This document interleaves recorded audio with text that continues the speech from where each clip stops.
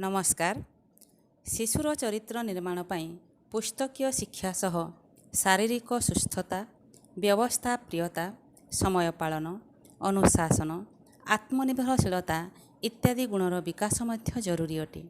एही सबु गुण संस्कारक्षम वातावरण रे अजाणतरे शिशुठारे निर्माण होइताए।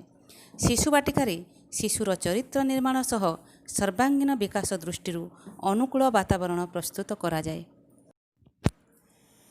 दिन थिला भारतीय परिचय वातावरण शिशु सत्य, क्षमा, दया, करुणा, दान, त्याग, आतिथ्य आदि शिखुला। तार कौतूहलपूर्ण प्रश्नर उत्तर बड़ मानक से आदाय करुला। तार शिशुसुलभ गुण नष्ट हेउ नथिला। शिशु बाटिकारे शिशुर चरित्र निर्माण सह सर्वांगीन विकास दृष्टि अनुकूल वातावरण प्रस्तुत करा जाए। दीपरू दीप जालिबा। शिशुटी जेतेबेले शिशु बाटिका को आसी से प्रार्थना समय प्रतिदिन दीपरू दीपटी जालिबा देखिथाए।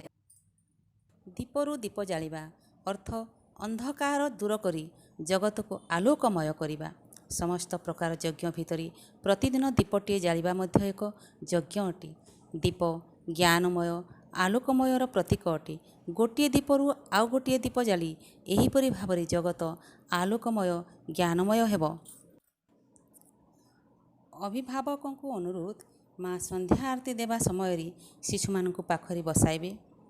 माँ दीप जाली आरती देवे। शिशु को मुंडिया मारिबा को कहिबे, जद्वारा शिशुटी भितरे संस्कारर परिवर्तन निश्चय आसिबह।